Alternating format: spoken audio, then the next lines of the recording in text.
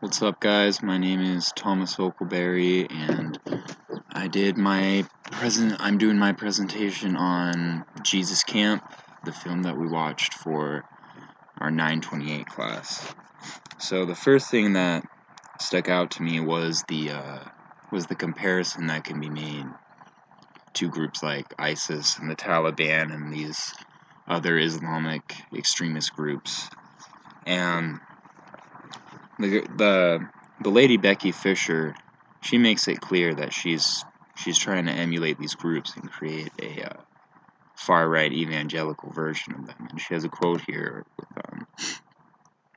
"It's no wonder with that kind of intense training and discipline that these young people are ready to kill themselves for the cause of Islam.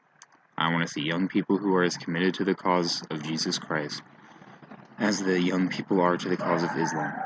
I want to see them as radically laying down their lives for the gospel as they are over in Pakistan and Israel and Palestine and all those different places. Because we have, excuse me, but we have the truth." And so, the way that they get these people to have such an extreme view of Christianity is the indoctrination process with the children. I mean, in the first kind of, I don't know what to call it, like probably call it a rally, the closest thing.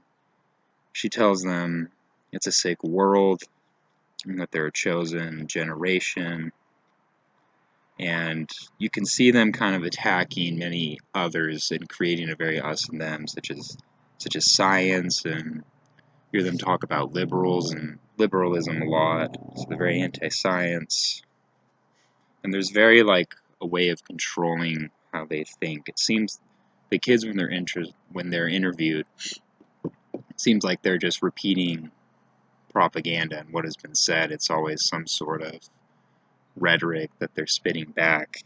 And that girl talks about how she doesn't dance for the flesh, and she talks about how you can only dance for God. And they see the world in a very extremist Christian view. And so another big thing that I took from this was the blur in the lines between church and state, and especially in America. The George Bush cartoon or cardboard cutout came in, and all the kids started praying to it, and they were asking God to give them guidance and to help them. And these groups want a political say, and they want their extremist views being put into practice. And they think George Bush is called of God, and they see the Republicans sort of called of God. And so they want an end of an abortion and a bigger political say, and they want to put in their righteous judges. And so this church is very political. They're very overtly political. And the lines between political party and religion start to blur a little bit. And especially when these practices get put into effect, they are using religion to put into practice politics. So a big thing that I found from outside the ring that this was very comparable to was The Handmaid's Tale.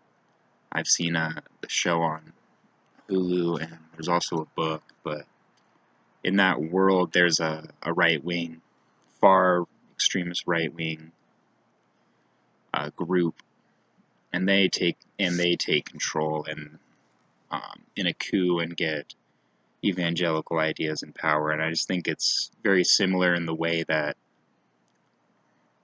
a party uses religion, or religion uses parties to try and both booster each other and to get a bigger say in our society. And so another thing I found interesting here was a quote from the Guardian article, and the title is "Violence by Far Right is Among U.S.'s Most Dangerous Terrorist Threats." And there's a quote in here that says, The report says the majority of all terrorist incidents in the United States since 1994 and the total number of right-wing attacks and plots has grown significantly during the past 6 years. And this documentary was made in 2005, I think, or maybe 2006, but I think it's very applicable to today, and a lot of